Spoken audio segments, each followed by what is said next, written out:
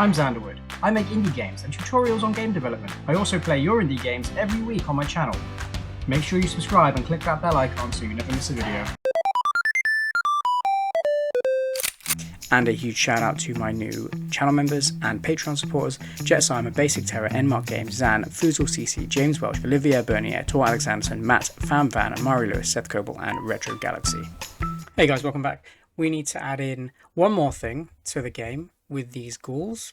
We need to add in player damage and knockback. So if we don't destroy them and they hit us, we get knocked back. We go invincible for a few moments and we lose some of our health.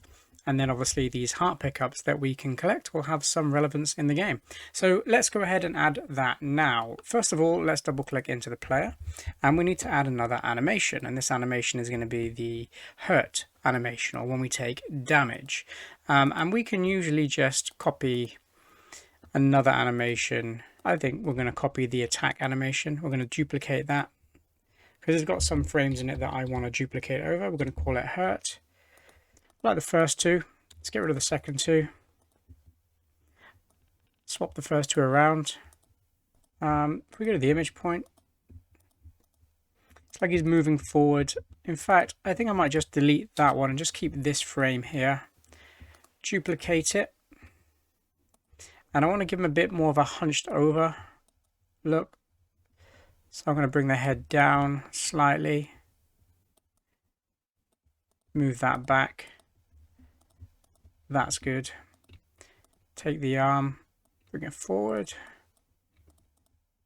Take the backpack to the back there. Probably to there.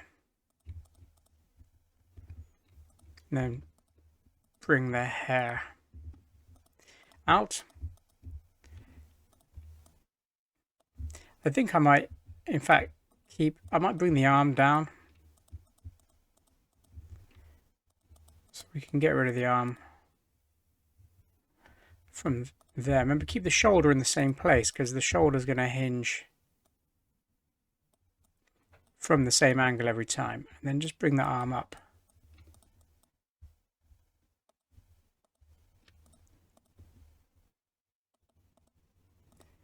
Give it a bit of shading on the inside. And then I think we're going to bring his back foot up a little bit.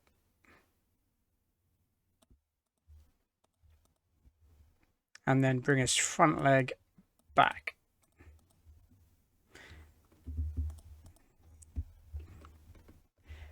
I don't like how that line there is so straight.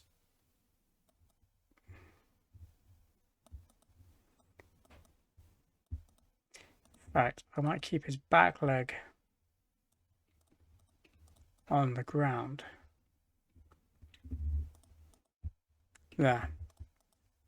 And just have him go back. And then I might grab the crouch animation or the crouch attack animation.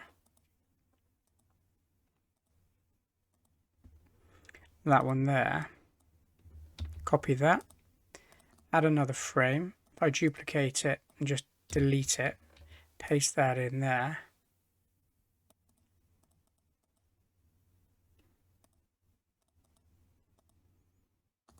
And then duplicate the first one and put it to the end.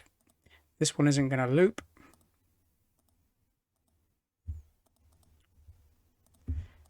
Kind of gives him, although I don't like how crouched the leg is there. Got to find that right transition between the two. Probably would be darker because the front leg.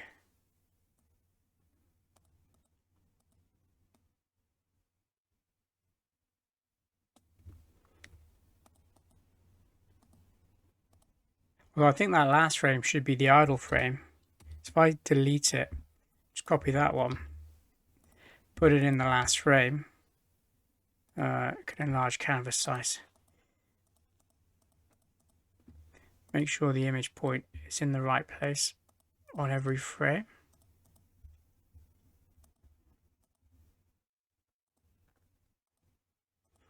There you go. It's kind of like again, I may change this off screen. I just want to get it done so we can implement a different animation. What I'm going to do with every other frame on here is I'm going to give it a red highlight. So I'm going to go ahead and select the paintbrush tool, and I'm going to make the size huge so it covers the whole frame. And then I'm going to select a nice vibrant red color, and I'm going to change the opacity to 100. And I'm going to select the whole frame. I'm going to do the same thing on that one. Then I'm going to get the paint bucket tool and just select an opacity of 0 and just paste the whole frame that's not the player. So it will just take away all of the edges. There we go. It doesn't matter that the last frame is red because it will automatically go back to idle afterwards anyway. So that's not a problem. What did we call that? We called it hurt. Okay, let's go back into player events. Now let's create another group. And we're going to call this one player hurt. And this is going to control all the logic that we need to put into the game when the player takes damage. So let's add our first event and say, in fact, let's say we're going to have to create another family. Let's right click on families, add family. I'm just going to add the ghoul for now and click OK. And we're going to call this family enemies, because we want to take damage when any enemy hits us, not just the ghoul, and that's going to save us now recreating the same lines and events over and over again. So add an event, and we're just going to say enemies, and we're going to say on collision with another object, and we're going to say player base. So now when any enemy collides with the player base, what do we want to happen? Well, first of all, we need to play the animation. So player. In fact, let's go back up to player controls. States, sorry. So we've got all these states. We're going to want to create another state here. So add an event, and we're going to say system, not compare variable. Yes, compare variable. If state is equal to hurt. And then I can just copy this line of code down here. In fact, we can do the trigger once as well. And I'm going to say set animation to a hurt, and we're going to trigger it once so it doesn't play over and over again. Now when we come down here, we can just say system set value of state to hurt. If we play it now, it's not going to work. I'll show you. And the reason it's not going to work is because we've got conflicting statements, because we're not touching anything now, so the player is in an idle position. So what we're trying to say is if we get hit, set it to hurt, but we're not touching the controls. So the system is also trying to put us into the idle position. And if we were moving, it would try and put us into the moving position. So what we're going to need to do is create a condition. And we're going to need to put that condition in here in this long list of other conditions that say if we're not doing something else. So push C on the keyboard and go system, compare variable, compare state is equal to hurt, and invert it like we did with everything else. So now we go to idle if we're not hurt. Let's copy that, and then let's paste it into crouching, because we don't want to be able to crouch and avoid being hurt. Let's paste it into jumping.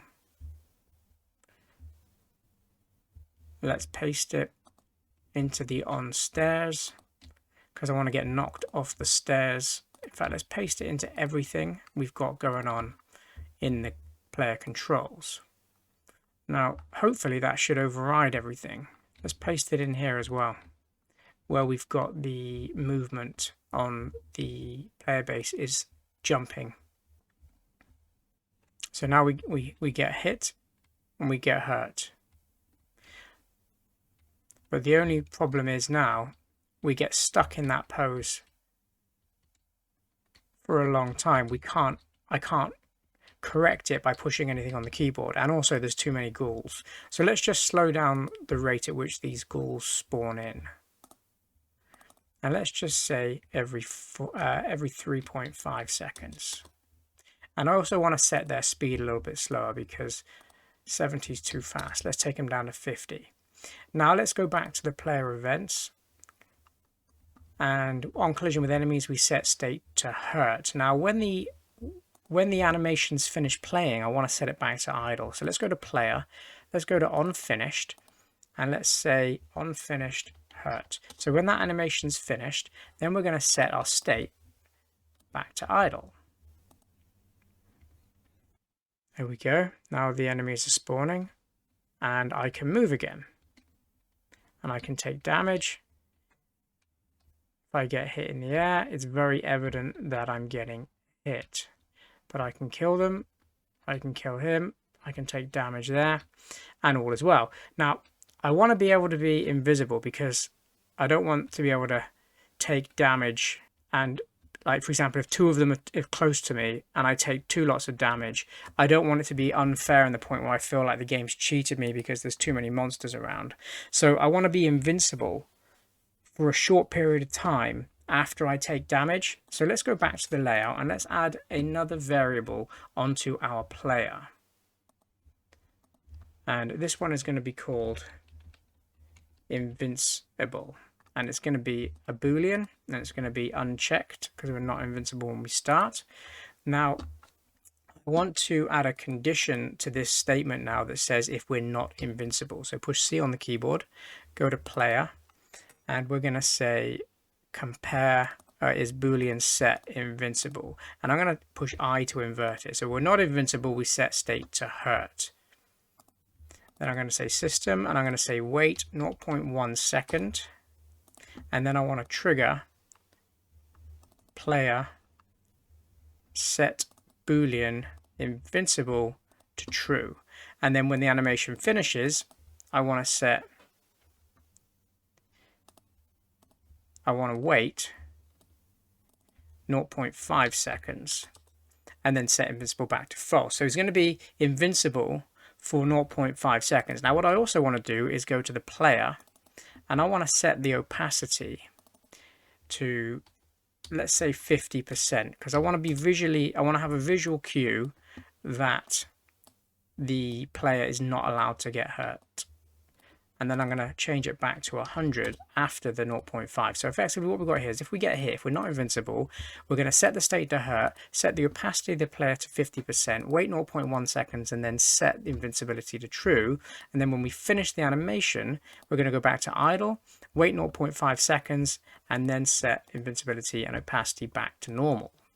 And that should now stop us from being hurt multiple times in a row. There we go. So now let's just see if I get hit by that guy, I can't get hit by another guy immediately afterwards. So I get hit and I'm fine. And then I get hit and I can still attack. But when I attack, if I attack, it interrupts the invincibility. So we need to make sure that these lines of code here are triggered if we push anything else. In fact, we're going to need to take all of this and we're going to need to put it in this first one because we can go into multiple animations after being hit and it's not just hurt. I need that to all play out in this condition, in this event here, after we've been hit by an enemy. So now I can get hit, but I can still attack and it still takes me back out.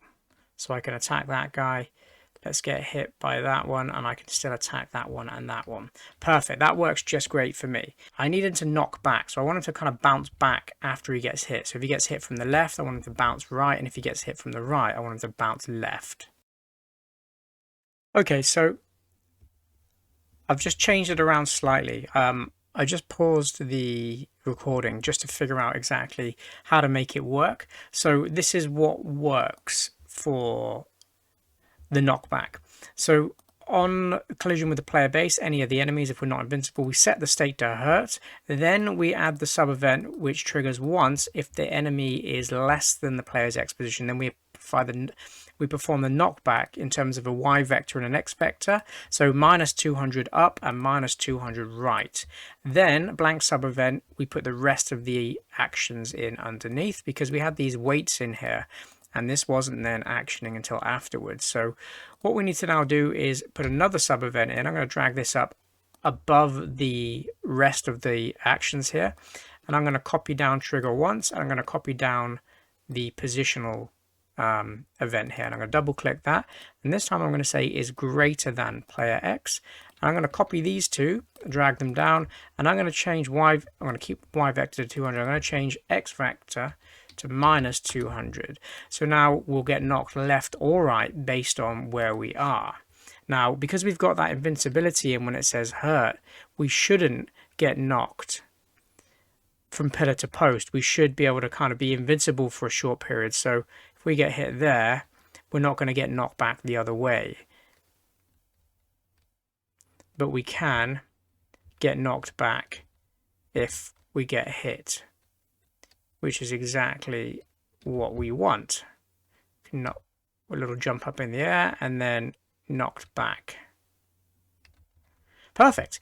Now we need to add in the damage, taking damage. So enemies on collision with player base. Again, in the I think we need another trigger once for this so we don't lose multiple health. So this has got to happen first. Double click, system, trigger once while true, and then we're going to come in. In fact, do we have a global variable set up to control player health? It doesn't look like we do. So we need to add that in. Right click, add global variable, player HP, and it's going to be a number. Now let's have a look at our HP bar. The width of the HP bar is 48. So 48 pixels wide is 100% health.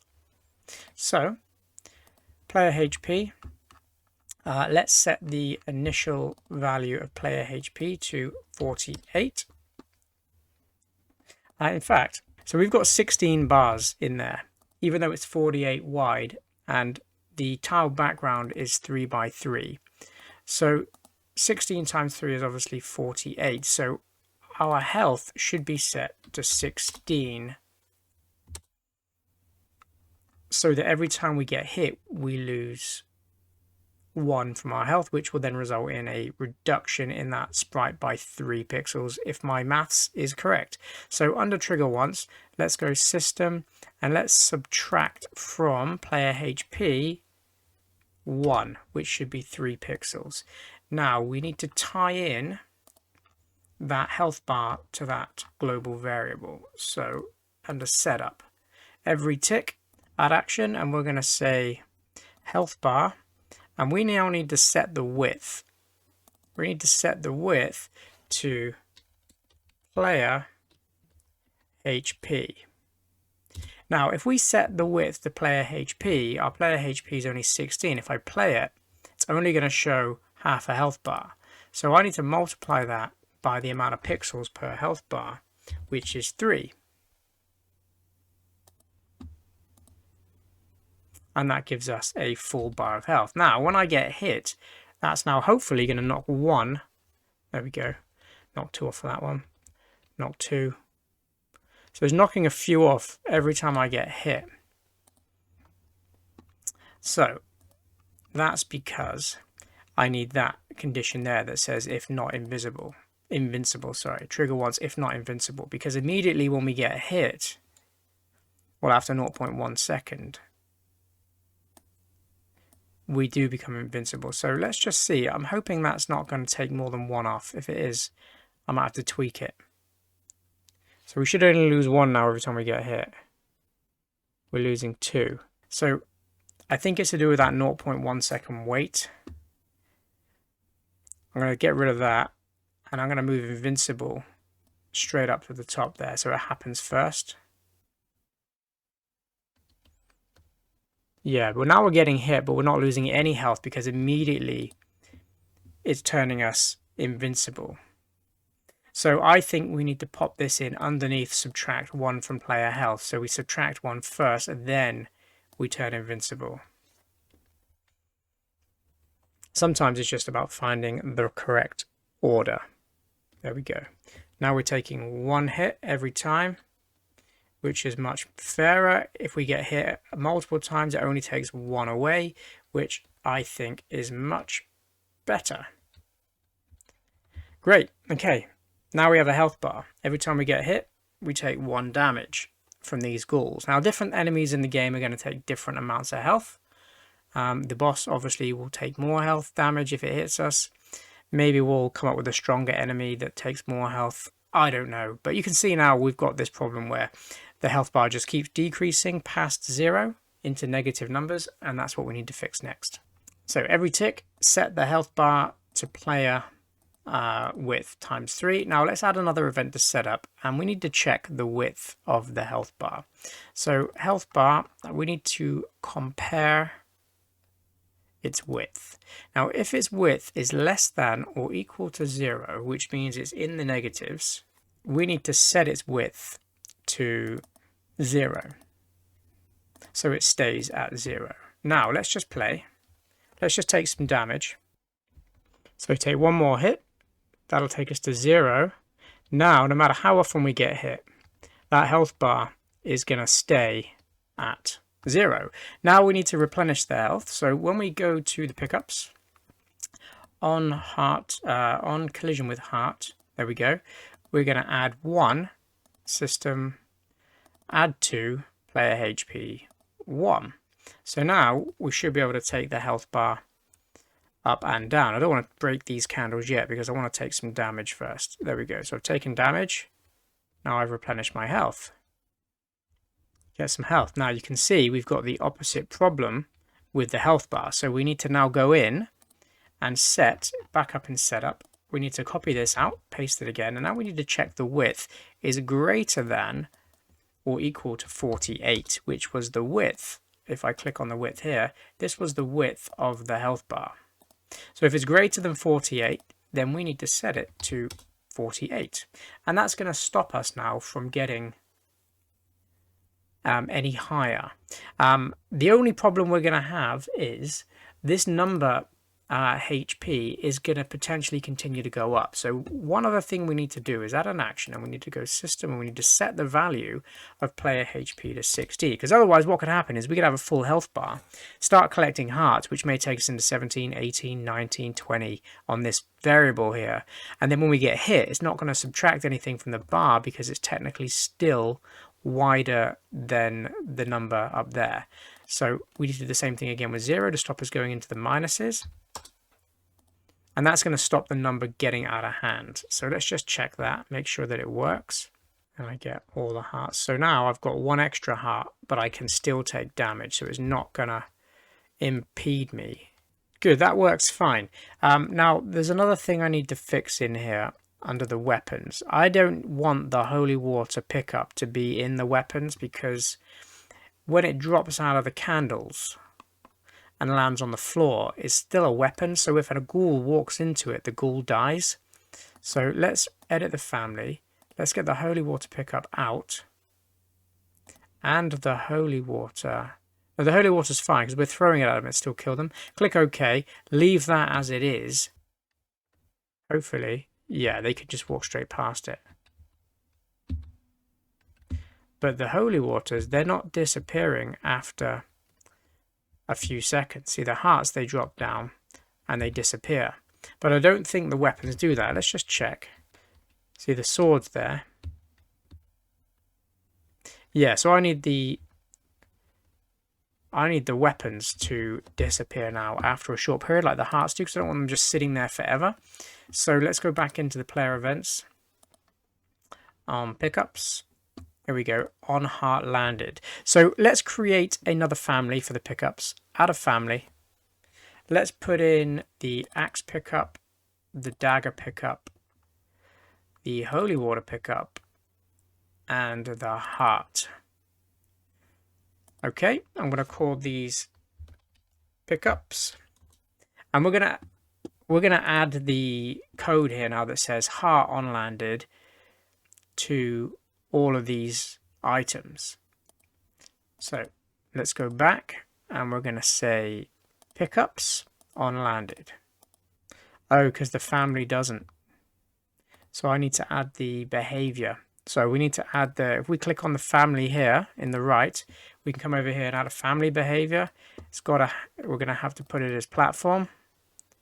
It's going to say platform 2 because the individual ones also have it.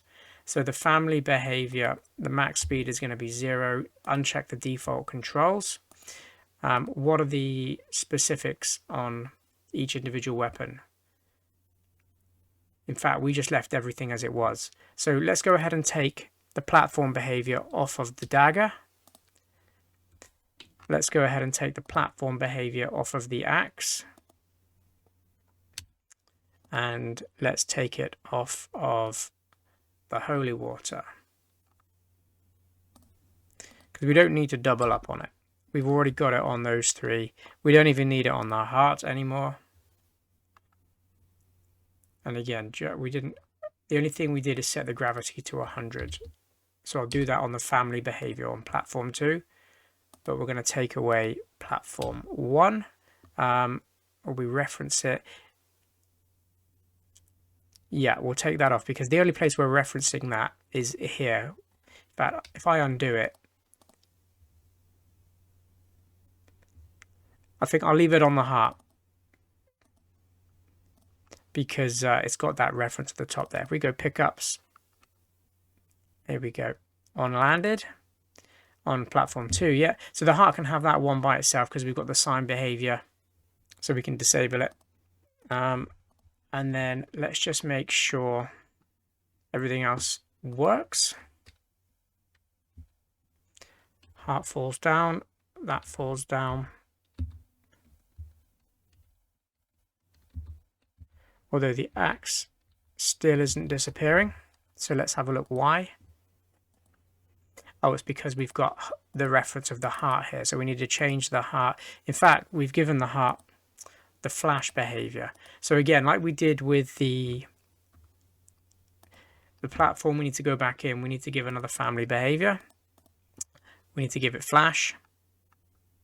And again, you can see that by adding the family behavior, it will automatically be relevant to everything in the group. Although it's not giving us... Why is it not giving us the flash behavior for the families? But for some reason we're not getting the ability to add in a flash. Okay, not a problem. We're going to go to the pickups and we're going to add them in individually. There it is, flash. Add in the same for the axe, flash, and the same for the holy water.